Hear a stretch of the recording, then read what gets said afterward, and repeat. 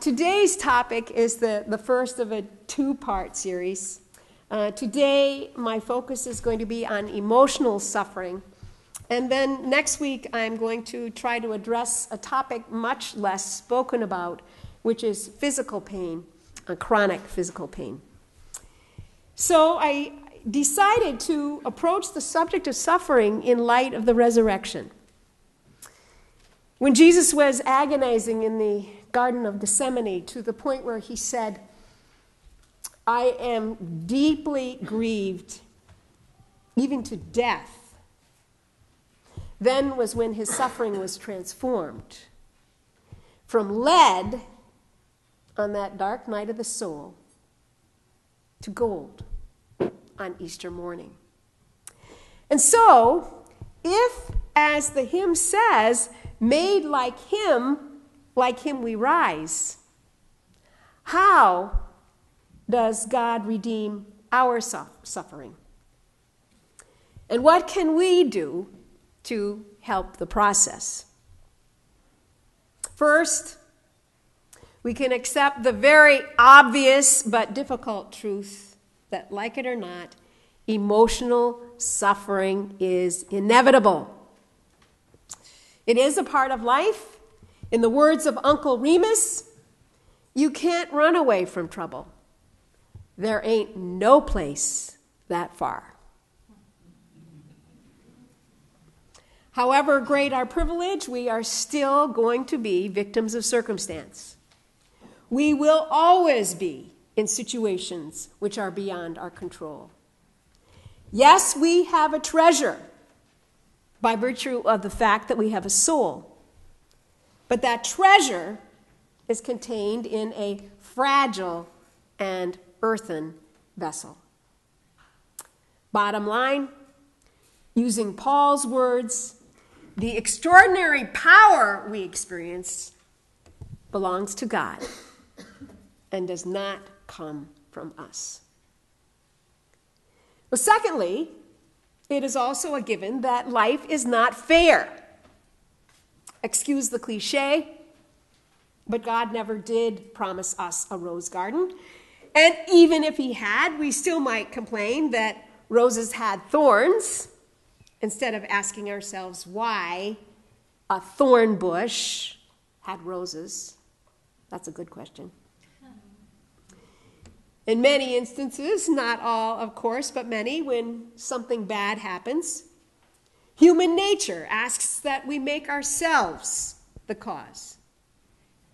Because we have an overly exaggerated sense of our own power, we either blame ourselves for the bad that happens, or we take credit for the good. Remember that scene in The Sound of Music where Maria breaks off from the captain just when he's about to take her in his arms? She turns away from him to sing, "Oh, somewhere in my youth or childhood, I must have done something good. Nothing comes from nothing, and nothing ever could." I'll stop. But it took me a while to appreciate the expression, but I do now. It is what it is a lot of the time. And thirdly, as much as we want to know about causes and effects, as much as we feel the need to make sense of things that happen, as much as we want to understand so as to gain control, much of life is and always will remain beyond our comprehension. That's why I so love the profundity in the hymn of promise. From the past will come the future. What it holds, a mystery, unrevealed until its season, something God alone can see. As I look back on my own life, I am continually made aware of life's surprises, Those events that seemed at the time as if they were portents of sure success amounted to far less than anticipated. And those incidences which seemed almost tragic at the time made way for amazing blessings. Only God knows. That's why I cherish the Chinese folk tale about fate. Here it is. There was a poor farmer who had only one horse with which to till his fields. And one day, that horse ran off and escaped into the hills. And observing what had happened, this farmer's next-door neighbor commented, "What bad luck you've had." But the farmer responded, "Bad luck? Good luck. Who can say?" About a week later, the farmer heard a thunderous sound of hooves. The old horse was running home and was followed by a herd of wild ones. They all ran into the corral, and the well-meaning neighbor congratulated him on his good luck. Good luck? Bad luck? Who can say? Early the next morning, the farmer's son went to the corral to try to tame one of the wild horses. He climbs up on the horse's back, but then suddenly the horse rears, and the boy falls from the saddle, and he breaks his leg. The neighbor and the entire village nod their heads and say, "This is very bad luck." "Who knows?" replied the farmer. 2 days later, the army marches into the village and conscripts all the young men, forcing them to leave their homes and to go off to fight a war. But the farmer's son stays home, back on the home front, due to his broken leg. "What good luck!" the neighbor cries. "Who knows?" the farmer commented softly. The answer? God. God only knows. But now, back to the original question. How do we allow God to transform our lead into gold? First, we come with a readiness to surrender control or understanding by looking at the example of Jesus and seeing for ourselves that the overriding desire of his life was to do the will of God. That was his focal point, of which he never lost sight. There were no conditions attached. He didn't say, "I want to do the will of God, but I want you to make sure that." Nothing else. Nothing else. One goal: to do the will of God. Similarly, in our suffering, it is key that we continually remind ourselves why we are here in the first place. I like Thomas Merton's statement, who said, "Our existence has meaning insofar as it does not become fixated or centered upon itself as the ultimate, as the primary reason for being." And then he goes on to say that we are called to function as one who is from God and for others. I'm going to repeat that. We are called to function as one who is from God and for others. That is our statement of purpose. And then, keeping that purpose in mind, we, like Jesus, take pains to make sure that in our suffering we break away from two things: both self-pity and resentment.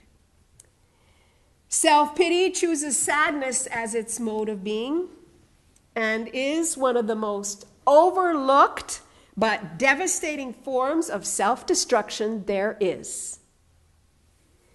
It gets past our guard because we think of it as being harmless.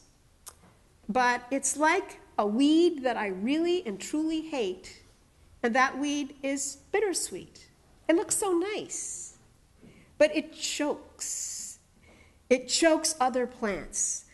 And self-pity chokes us. It chokes our sense of humor. It stifles creativity. It dissipates huge amounts of energy. And invariably, it keeps that focus stayed on ourselves. Poor me. Second thing to avoid, resentment. Resentment, which is every bit as lethal. Resentment, instead of cultivating sadness in us, however, breeds anger. You know what it feels like. It makes us mad at life. Mad at the president, mad at the governor, mad at the church, mad at the people who don't go to church, mad at the neighbors, mad at the in-laws, mad at the siblings, and furious at the kids. Resentment eats away at the soul like acid eats away flesh. So when we're suffering, after we have prayed, "Thy will be done, use my suffering for the benefit of others," then we take pains to stay away from self-pity and resentment. So, where does that leave us? Years ago, a missionary of charity was having an emotional crisis, and she went to Mother Teresa for help. And she told her that she wanted Mother, which is what they call her there, Mother, to pray for her and to ask God to give her clarity. Determined not to fall into the pit of either self-pity or resentment, she asked only that she might be given understanding. Mother Teresa said, "No." Stunned, the woman asked her, "Why not?" "Because," said Mother Teresa, "comprehension is not always ours for the asking. I will pray that God give you trust."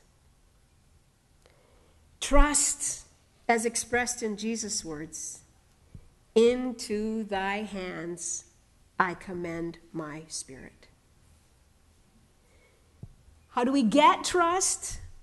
The same way that Jesus did, surrendering in faith and asking that God's will be done, such that any emotional crisis we're going through might be used for his purpose and for the benefit of each other. And when we do that, miraculously, the byproduct of that prayer is trust. And it's a trust which enables us to move forward into life's mystery. Because of Jesus' trust, God was able to transform the lead of Good Friday into the gold of Easter. Because of his trust, Jesus was released into fruitfulness and God's power. And because of our trust, Jesus' Spirit can be released in us. And in the words of Frederick Buechner, we can trust because the seemingly worst things in life are never the last things. I offer these words this morning not as advice, but rather as my own personal testimony, which you have already heard before. In less than poetic language, years ago, my personal prayers probably sounded like, please, oh God, turn the crap that's in my life and transform it. Make it, please make it into something that can be beneficial for someone else.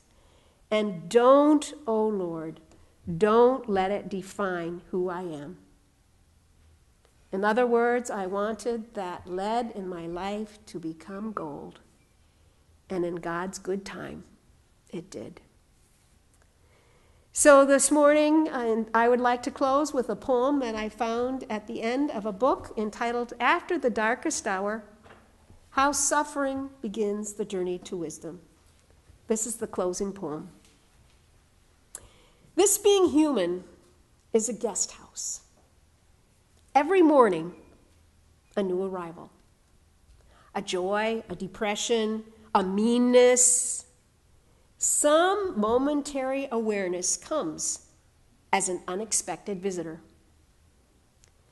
Welcome and entertain them all, even if they are a crowd of sorrows who violently sweep your house empty of its furniture. Still treat each guest honorably. He may be clearing you out for some new delight. The dark thought, the shame, the malice, meet them at the door and invite them in. Be grateful for whomever comes, but choose to live thankfully, even in your pain. Grieve when you must, fight when you should, accept when you can. But above all, say yes. Yes to the mystery of both life and death. Yes to trust. And yes to the resurrected Lord, so that he and his life may be made visible in you. Thanks be to God. Amen.